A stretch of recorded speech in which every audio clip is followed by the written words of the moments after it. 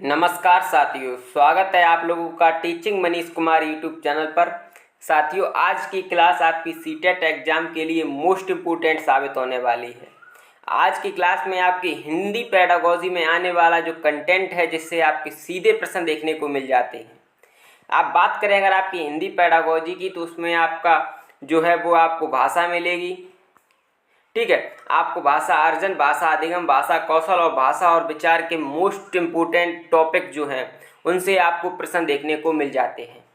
Class आप लोगों के लिए मोस्ट इम्पोर्टेंट होने वाली है, बहुत ज़्यादा ज़रूरी होने वाली है। आप लोग ऐसे समझिएगा कि अगर आप लोग ये एग्ज़ाम दे रहे हैं तो इसके लिए ये जो परिभाषाएँ हैं, ये जो आपके शब्द हैं, वो आपके लिए बहुत ज़्यादा ज़रूरी होने वाले हैं। क्लास की शुरुआत करते हैं। उससे पहले चैनल पर अगर आप लोग नए जुड़े हैं तो चैनल को सब्सक्राइब कर लेंगे।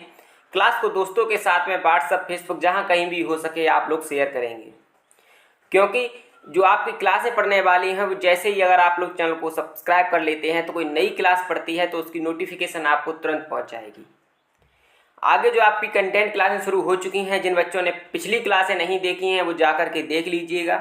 आपकी एनसीएफ 2005 हो गया, या आपकी और जो इम्पोर्टेंट क्लासें हैं, आपकी नेगेटिव पॉजिटिव वर्ड हो गए, ठीक है, आपकी सीडीपी के पहले 3 चैप्टर हो गए। इस तरीके से हमने वो उन्हीं टॉपिकों को आपको कराया है जो आपके एग्ज़ाम में सीधे देखने को मिल जाते हैं। हम केवल वही चीज़ें पढ़ेंगे जो हमारे एग्ज़ाम में सीधी हमें देखने को मिल जाती हैं, जिनसे हमारे प्रश्न आते हैं। हम उन चीज़ों को कतई नहीं पढ़ेंगे जिनसे प्रश्न नहीं आते हैं और केवल हमें उन्हें पढ़ना पड़ेगा। तो वो चीज़ें पढ़ेंगे जिनसे सीधे प्रश्न देखने को मिल जाते हैं। तो क्लास की शुरुआत करते हैं। हिंदी पेडागोजी के लिए ये जो है आपकी मोस्ट इम्पोर्टेंट क्लास होने वाली है, क्योंकि आपको कंटेंट के साथ में पढ़ाया जाएगा। पहले आपको कंटेंट तैयार कराया जाएगा, फिर आपके प्रश्न तैयार कराए जाएंगे। सोचिएगा आप लोग कितना बेहतर करेंगे। ठीक है, चलिएगा शुरुआत करते हैं कि भाषा क्या है। तो भाषा वह साधन है जिससे हम अपने विचारों का आदान प्रदान करते हैं। ठीक है, दूसरों के विचारों को समझ सकते हैं। ज्ञान प्राप्ति के महत्वपूर्ण साधन है। अच्छा, ऊपर छोड़िएगा, यहाँ भाषा वह साधन है जिससे हम विचारों का आदान प्रदान करते हैं। मान के चलिएगा हम किसी से बात कर रहे हैं, और बात करने में हम कैसी बात कर रहे हैं, केवल चुप रहकर, वो भी चुप है, हम भी चुप हैं, खड़े हैं सामने, तो हमें कौन सी बातचीत हुई? कोई भी बातचीत नहीं हुई। लेकिन वहीं अगर हम उससे कुछ बोलेंगे, जैसे हमने उससे हेलो बोला या नमस्ते बोला, नमस्कार बोला, तो ये जो है वो भाषा ही तो बोली हमने। जो मुख से जो भी हमारे शब्द निकल रहे हैं, जो भी आवाज़ निकल रही है, वो भाषा ही तो है। हम आपको भी पढ़ा रहे हैं तो हम किसके माध्यम से पढ़ा रहे हैं? हम आपको भाषा के ही तो माध्यम से पढ़ा रहे हैं।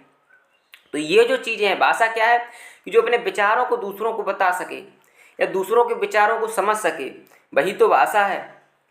ठीक है, भाषा क्या? ज्ञान प्राप्ति का साधन है। हमें ज्ञान प्राप्त करने के लिए भाषा एक महत्वपूर्ण स्थान रखती है।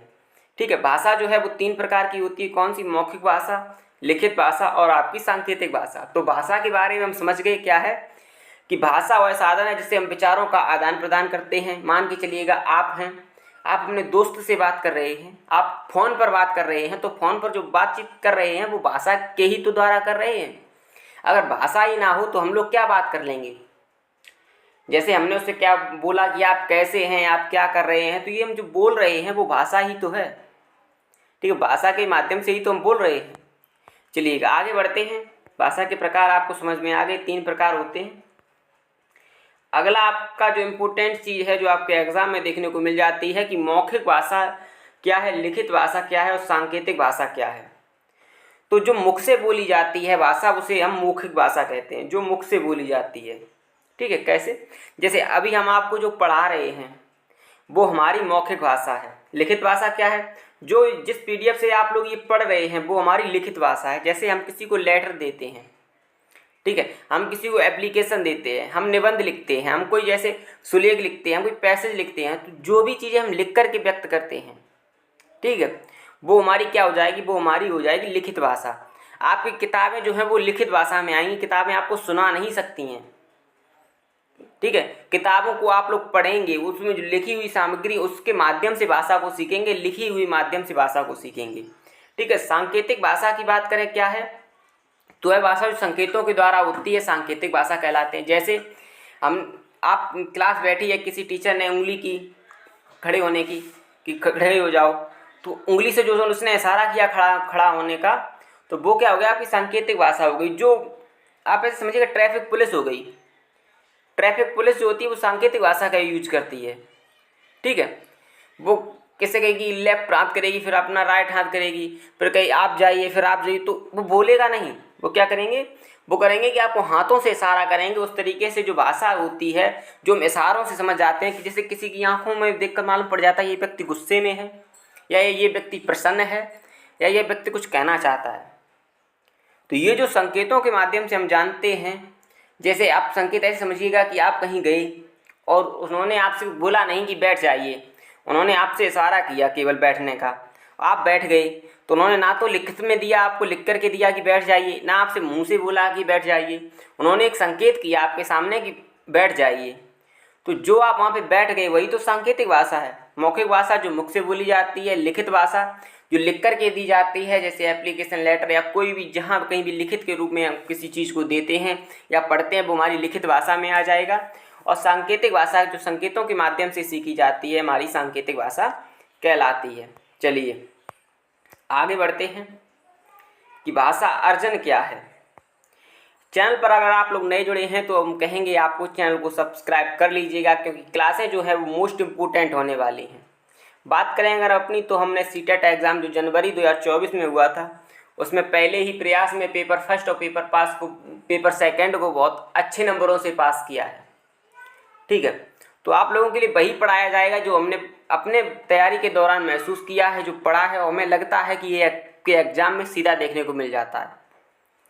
हमने जब तैयारी की थी तो हमें इतना पता चल गया था यही पेपर में आएगा, वाकई में वही ही पेपर में आया था। तो आपको भी यही करना है कि आप लोग, तभी हम आपसे कहते हैं कि अगर आप लोग चैनल को सब्सक्राइब करेंगे, जुड़े रहेंगे हमसे, तो हम आपको वो क्लासें करा देंगे, वो कंटेंट करा देंगे जो आपके एग्ज़ाम में सीधा देखने को मिल जाता है।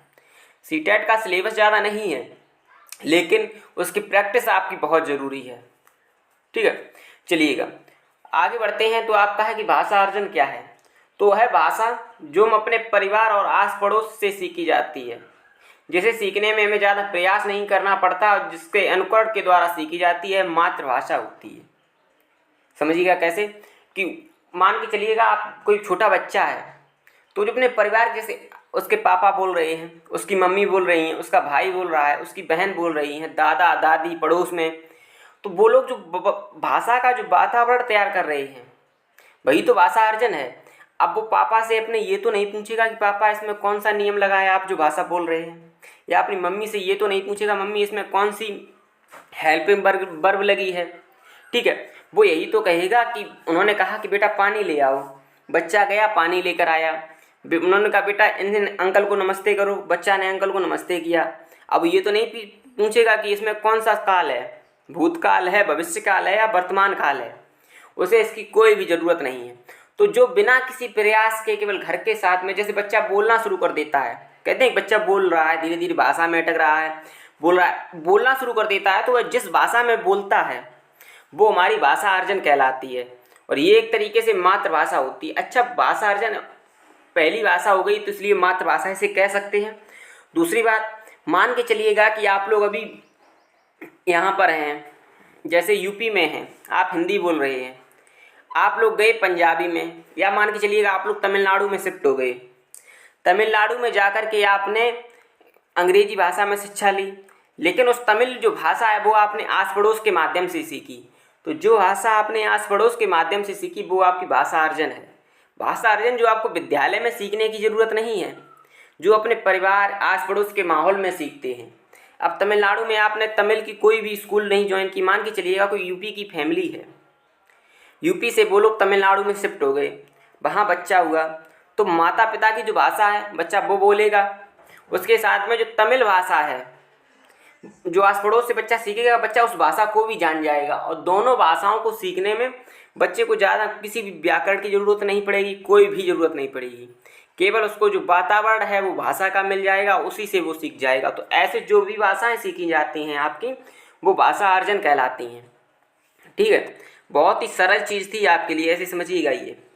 चलिएगा, भाषा अर्जन के बारे में कुछ और चीज़ें हैं कि इसमें व्याकरण की आवश्यकता नहीं होती, सही बात है। अब इसे परिवार के साथ में हमने आपसे कहा कि आप ये तो नहीं पूछेंगे कि इसमें कौन सा काल है जो आप शब्द बोल रहे हैं, इसमें कौन सी वर्ब लगी है, कौन सी क्रिया है, या कौन सा इसमें संज्ञा है, क्या इसमें सर्वनाम है, आप ऐसा कुछ भी नहीं पूछेंगे।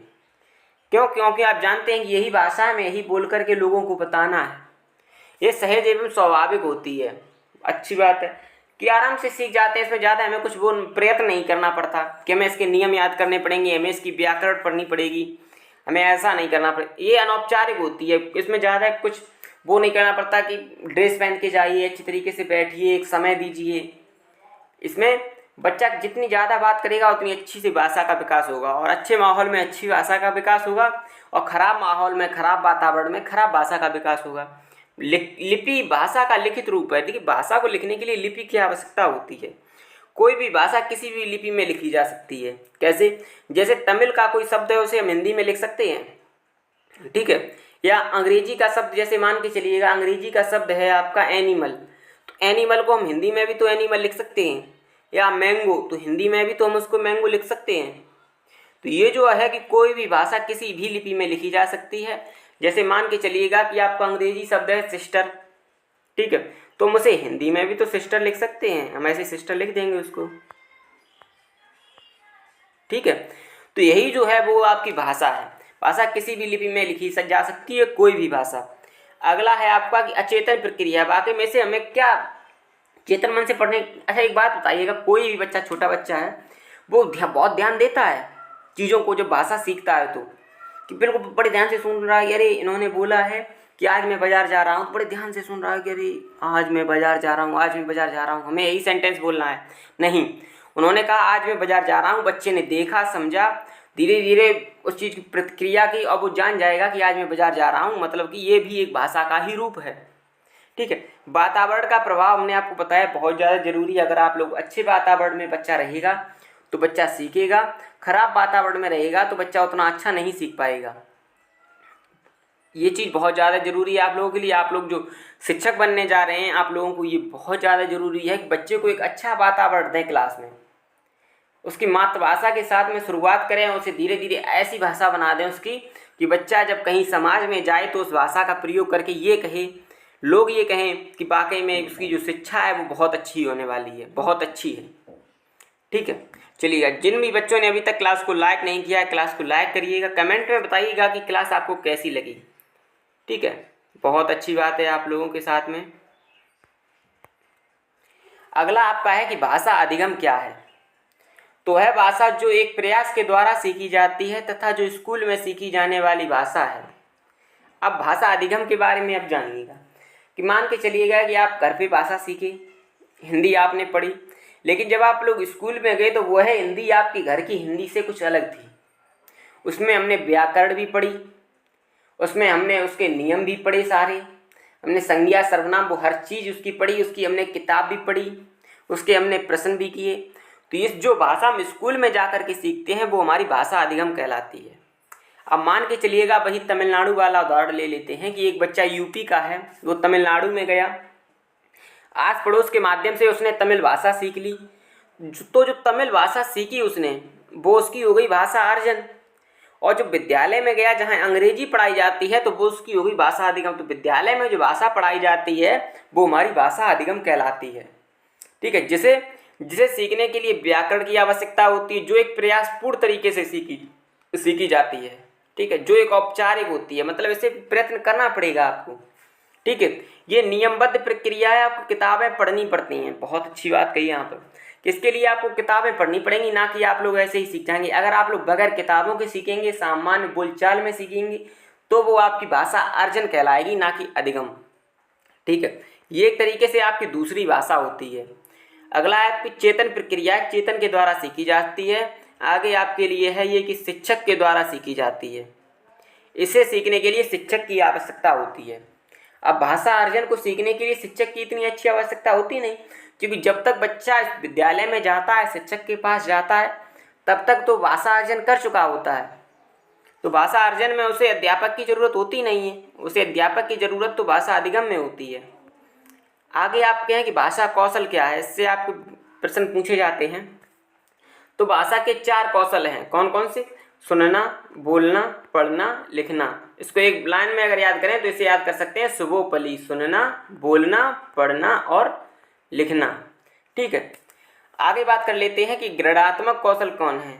तो जिनको हम ग्रेड करते हैं, अच्छा मान के चलिए कोई आप सुन रहे हैं, तो सुन रहे हैं अपने कानों में सुन रहे हैं, तो कानों में जो दूसरा बोल रहा है उसको आप सुन रहे हैं, तो उसको ग्रेड ही तो कर रहे हैं, ना कि आप उसे दे रहे हैं। सुन रहे हैं तो अपने अंदर ही तो सुन रहे हैं।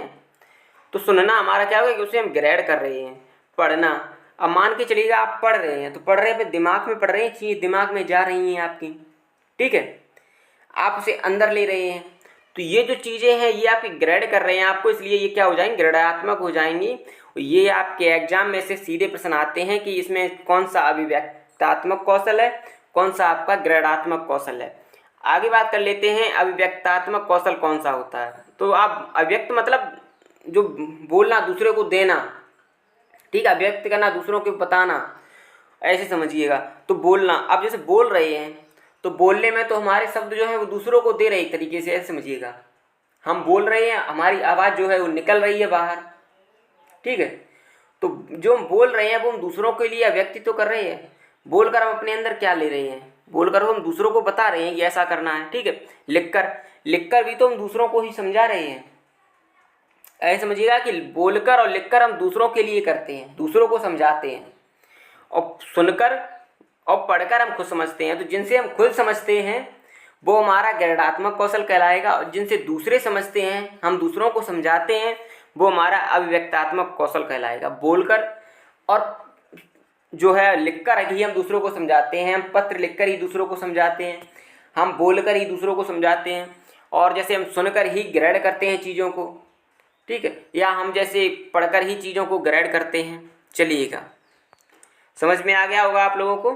काफ़ी आसान सी क्लास है, ज़्यादा है नहीं। इसके 2 लाइनें जो हैं वो आपके लिए बहुत ज़्यादा ज़रूरी होने वाली हैं। पहली लाइन आपकी, पियाजे के अनुसार पहले विचार आई फिर भाषा।